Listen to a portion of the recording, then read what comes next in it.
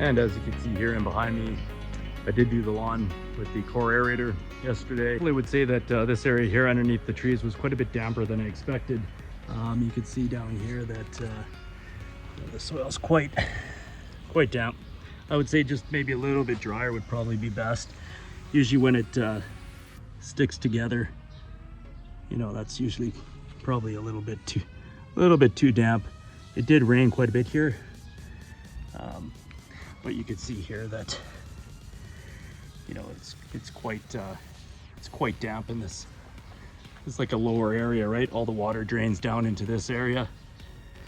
Might be a good idea to throw down maybe a bit more sand in this area, kind of rake it out. Do that over the course of a few years, and that should turn out pretty good. What I got here is a couple aerators. This is the premium product, core aerator, pin aerator, and the spike aerator. This is actually kind of a new and improved model in a sense that these used to be smaller tubes welded on. Now these are a complete one-piece unit, same hub design, sintered bushing that is on the inside. That's brass. It does absorb oil. So when you remove the nut, you then just slide this on. There's 3 to 4 spacing washers that come in the package, and a small washer that fits inside here with the nut. And keep in mind that the nut and the washer that are in here should not be touching the outer edges. Then you know you've got good fitment. You can see this nut here, it's got a bit of a flange on it. So what I did is I just filed the edge of the flange down about 1 millimeter just to ensure that it didn't touch the edges here. If it touches the edges, it ends up spinning off because it undoes the nut. You could also use a nylock nut. That seems to work best. And I'm just gonna finish off the rest of the lawn here and show you the results.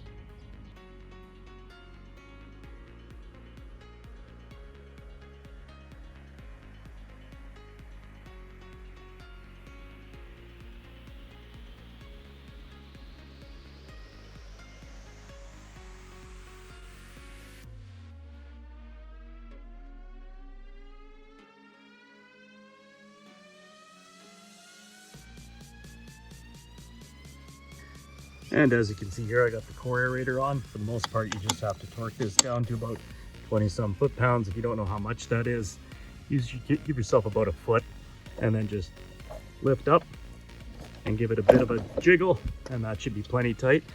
Right here, I'm using a nylon or nylock nut.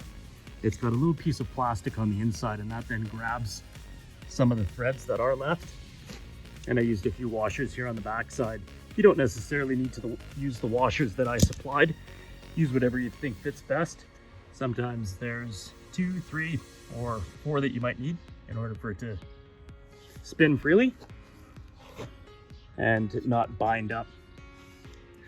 So again, this should just spin freely. Well, I just completed this area underneath the spruce trees.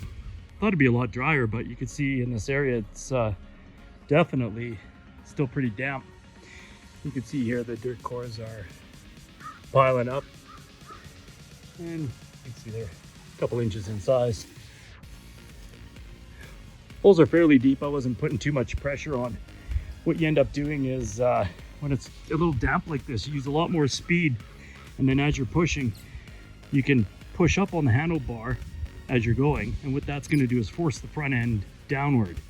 But what I was doing was more of a straight line push with both hands kind of down around the corners, and what that's going to do is more of a directional force, right? And that's going to keep the front end up just a little bit, because I didn't need to really go that deep. You know, you can see here you got a couple inches. I'm going to give this another go and then throw down some grass seed. But this is just one pass, and you can see how even one pass with 6-inch or 8-inch overlapping stripes, you're going to get quite a few dirt cores popping up.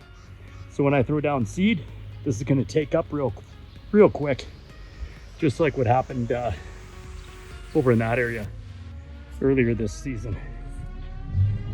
Yeah, it's not super easy, but you'll get a bit of a workout. That's kind of what I like doing.